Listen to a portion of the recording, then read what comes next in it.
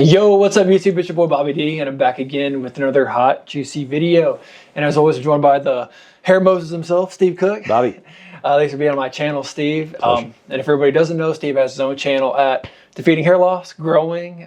We actually made a video on the channel. It's been 1 year now on YouTube, so making moves. You're doing it, baby. Thanks for your help. Yes, sir. I do what I can. So, My man. and it's going to be a kind of different kind of video relating to hair. I know about 2 years ago, I made a video interviewing Steve, about his hair loss journey. So that's a pretty cool video. So I'll drop that in the description box below. But tonight, Steve, I want to ask the question, what made you so passionate? What made you the hair Moses and, becoming a hair consultant? What made you go down that path? It's a great question. First of all, thanks for having me back on your channel, Bobby. Yes, I love it. You've got some great content, some great stuff.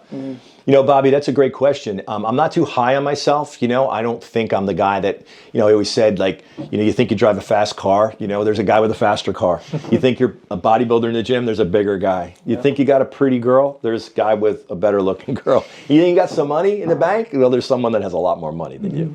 So I was kind of a humble guy. I came from, relatively small means, and I just woke up every day to go to work.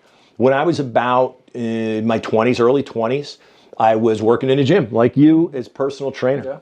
And I had 3 attorneys. They were from Philadelphia, 3 partners. And before they went to Philly, it was in a small town, Cherry Hill, New Jersey, in a Gold's Gym, all the way back in the day. And one of the leaders that got me to train his partners said, have you ever thought about being an attorney? So here I am at I graduated with an undergrad in business, but I was just like, no, I never thought about it. I got to work. I just didn't want to get another student loan.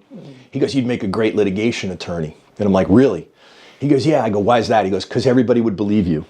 And I was like, you're very believable stuff. I was like, really? I was like, why? He goes, I'm just telling you. And it's kind of like combined that with, I was told many times, Bobby, when I was a couple years younger than you, kid, you're never going to make it. You're never going to make it. You're too honest. You're too sincere. People see right through you. They can take advantage of you. And that was the story of my life. So combine all that stuff that we just said, along with the fact that I lost my hair. And while I'm training these 3 attorneys from Philly, I'm wearing a wig on my head. Okay. Nice. You look good in the wig, though. I'm not, thank you. I don't have any intention of going up in front of a jury with a wig on my head, by the way. Point being is that the confidence that I lost from losing my hair at a very, very young age. And once I put that wig on my head, this is going to sound crazy, Bobby, but once I put that wig on my head, it just made me feel like, I guess it was the times and how people were wearing their hair, that I was the stud guy all of a sudden, and I got this confidence boost. And then I just went about my life. At that time, in that day, I was a big, big wig guy.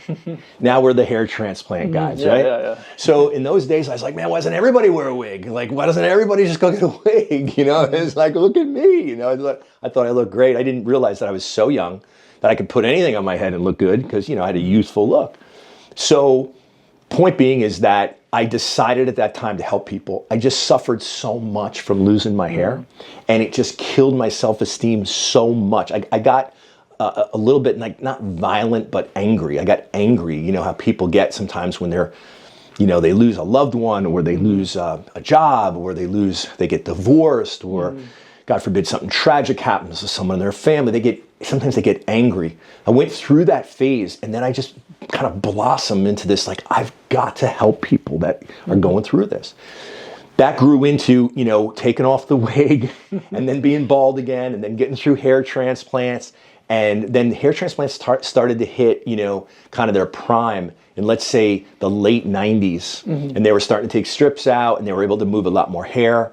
And I just realized that along with minoxidil, because Propecia and finasteride wasn't out yet.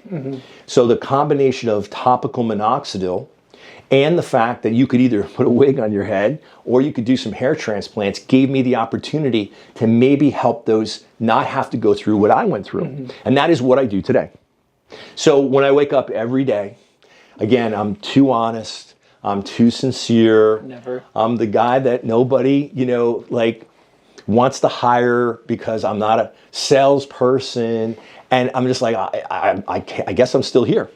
And that's my story. It's just about really helping people with hair loss. You're doing a great job, Steve. Oh, thank you. The comments always say so.